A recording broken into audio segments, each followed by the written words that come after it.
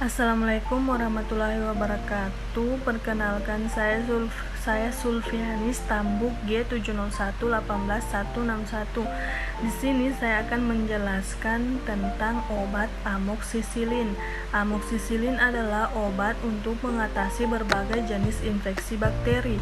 Amoksisilin termasuk golongan obat keras atau antibiotik penisilin sehingga hanya bisa didapatkan dan digunakan berdasarkan resep dokter. Penisilin yang tahan asam tapi tidak tahan terhadap penilinas. Obat ini stabil dalam suasana asam lambung dan aktif melawan bakteri gram positif yang tidak menghasilkan beta-laktamas serta beberapa bakteri gram negatif karena obat tersebut dapat menembus pori-pori di membran fosfolipid bakteri.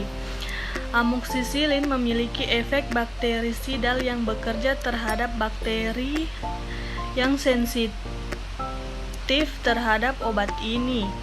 Obat ini bekerja dengan cara menghambat biosintesis dinding sel mukopeptida. Pemberian oral adalah pilihan karena diabsorpsi lebih baik daripada obat derivat penisilin lain yang diberikan secara parenteral. Kemudian amoksisilin terutama diekskresikan ke urin dalam bentuk yang tidak berubah. Ekskresinya dapat dihambat dengan pemberian probanesid sehingga memperpanjang efek terapi. Dikeluarkannya enzim penicillinase oleh bakteri dalam menghadapi serangan obat ini, menyebabkan inaktivasi oleh plasmid sehingga obat ini tidak dapat kehilangan efek terapinya. Kemudian bentuk sediaan amoksisilin yang paling umum adalah sediaan per oral berupa tablet 500 mg, sirup kering 125 mg per 5 ml. Selain itu ada pula bentuk sediaan kapsul 250 mg yang mengandung amoksilin trihidrat setara dengan amoksilin anhidrat 250 mg. Tersedia pula sediaan parenteral dengan kekuatan 500 mg dalam vial 10 ml. Selanjutnya dosis konsumsi amoksisilin yang umumnya adalah pada orang dewasa adalah 250 mg sampai 500 mg 3 kali sehari atau 500 mg sampai dengan 875 mg 2 kali sehari.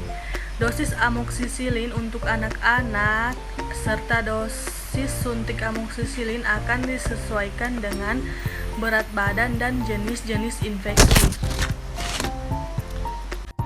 Selanjutnya akan dijelaskan oleh teman saya. Bismillahirrahmanirrahim. Assalamualaikum warahmatullahi wabarakatuh. Perkenalkan, saya Heldayantis Tambuk G7011811215. Baiklah, saya di sini akan melanjutkan materi dari teman saya tadi, yaitu farmakokinetik amoksisilin. Farmakokinetik amoksisilin cukup baik diberikan per oral.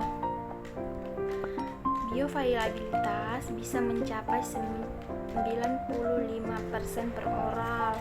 Adapun absorpsi dari obat amoksisilin yaitu diabsorpsi dengan cepat dan baik pada saluran pencernaan dan tidak bergantung adanya makanan. Bioavailabilitas berkisar antara 74 sampai 92%, bisa mencapai 95% per oral. Konsentrasi puncak dalam serum terjadi dalam sampai 1 sampai 2 jam. Waktu puncak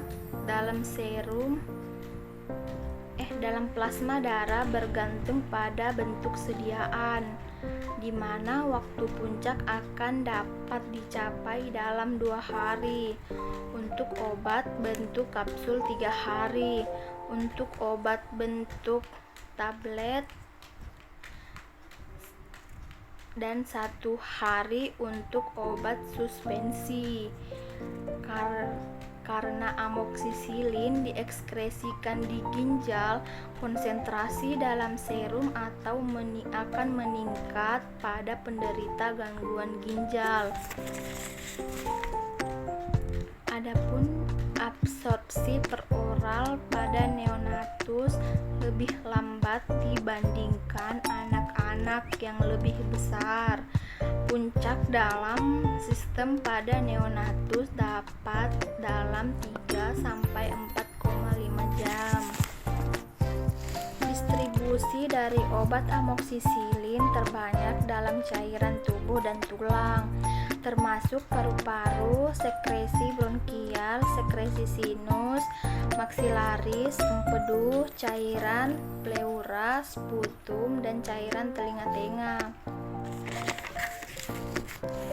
Adapun metabolisme dari obat amoksisilin yaitu biotransformasi amoksisilin terjadi